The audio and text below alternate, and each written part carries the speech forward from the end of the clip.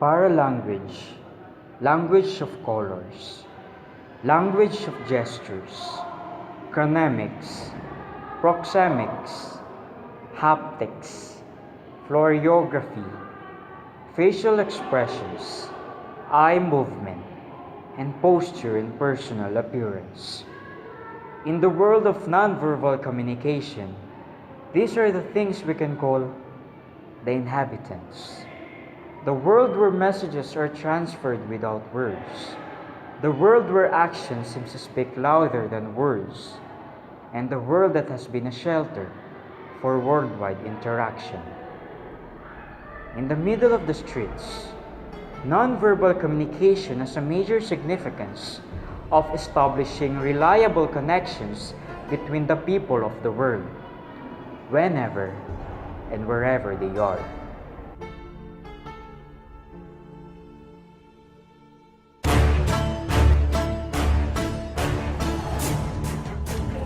Since the start of the Third Republic, State of the Nation Address is performed by the President to report the current achievements and their administration's plan in developing the nation for the goodness of Filipino citizens.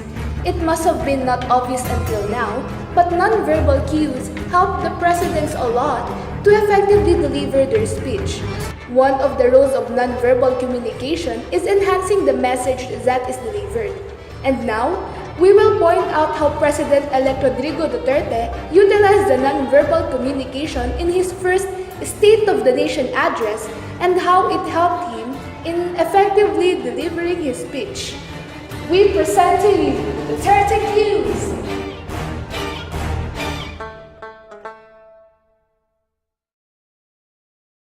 Paralanguage is about how something is said. Under this type of nonverbal communication are volume, rate, pitch, voice quality, and inflection. We will not stop until the last drug lord, the last financier, and the last pusher have surrendered or put behind bars. President Duterte fights against drugs, so increasing the volume at this point shows his eagerness to stop it from dominating our country. Medya na, wala pang pukpukan ng ulo doon sa may Commonwealth Avenue, wala pang tabuyan, wala pang bombahan ng tubig, wala pang iringan, bagkos mga kapuso, ang mga matataas na leader ng Philippine National Police. Mike Enriquez is really popular for his way of speaking at a faster rate. Kaming nagpapasalamat sa lahat ng biyaya na ibinigay ninyo sa amin. The pastors deliver the prayer at a solemn, deep, and low voices. At sa lakas na ipinagkakaloob ninyo upang malampasan namin ang lahat ng mga pagsubok. Jessica Soho is one of the most outstanding reporters in the Philippines. Her way of delivery is very understandable because of her good voice quality. 4 o'clock po, impunto, ang inaasahang simula ng seremonyas dyan. Jessica Soho gives emphasis to Kilos Suporta, which used to be a Kilos Protesta in the past President's SONA. Salamat sa iyo, Oscar Oyda. Yan nga po ang Kilos Suporta. Hindi na raw po Kilos Protesta. Kilos Suporta na talaga. Change is coming.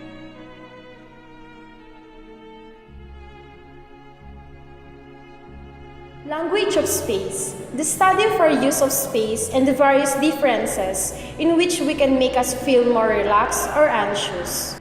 Vice President Leni Robredo shows the intimate zone by having the urethra on the couple of women, and it's a sign of closeness.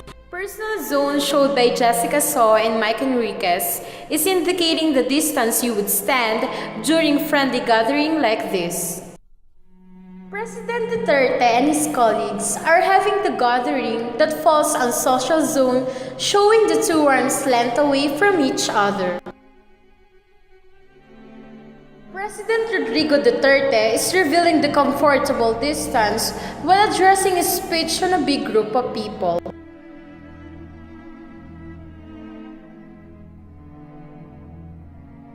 Gestures are the movement of your body that show or emphasize an idea or a feeling.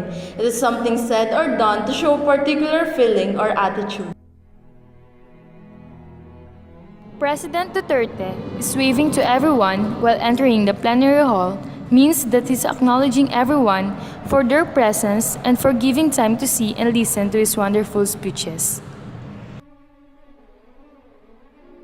We see here that the president is nodding to someone, meaning he is agreeing to what the person said.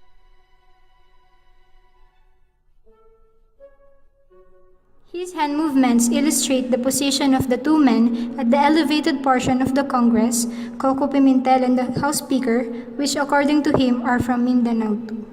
Emblems are gestures with a specific meaning.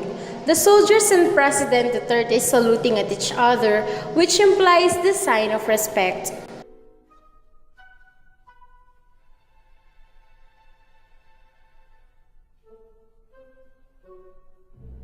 Posture generally refers to the way we hold ourselves when we stand, sit, or walk, while appearances communicate how we feel about ourselves and how we want to be viewed. On the other hand, color tells us the meaning of a particular thing. President Duterte wore a white barong to emphasize the purity and formality of the event. The singer of the national anthem wore red and black colors to emphasize the color of the ethnic groups here in the Philippines. This posture describes the alertness, discipline, and attentiveness of the soldiers. President Duterte and his colleagues sitting comfortably indicates that they are calm with the situation. This man sitting comfortably shows that he is bored. The guest in President Rodrigo Duterte's first SONA is wearing something formal to indicate the formality of the event. Facial expressions is a form of nonverbal communication that conveys the emotional state of an individual to observers.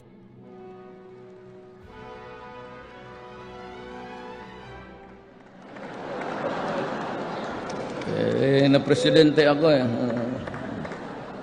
Ayaw ko sanang makialam dito sa mga to. Wala mo na. Well, anyway, may I continue?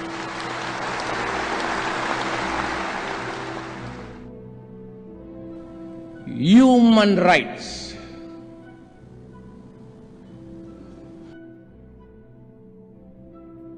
Of the labor force. When employment is not an option, for instance,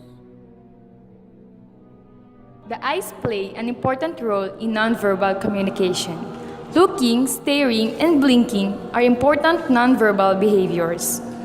After his speech, his eyes scan and observe the crowd as if saying that he is finally done.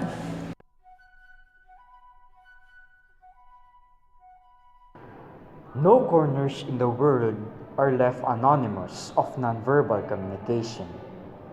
This type of communication can also manifest even in political events, just like President Rodrigo Duterte's first State of the Nation address. His cues either enhance, contract, or replace his legitimate address. This is the power of nonverbal communication, the power that may result in connecting people nationally or even internationally. Although in some cases, due to cultural differences and perceptions, communication without words may result to misinterpretations. This is the point where the study of nonverbal communication is in demand. One solution to such misinterpretation is as simple as we must put in mind that for every spoken word, there is the need of understanding the message behind what was said, the message of the unspoken words.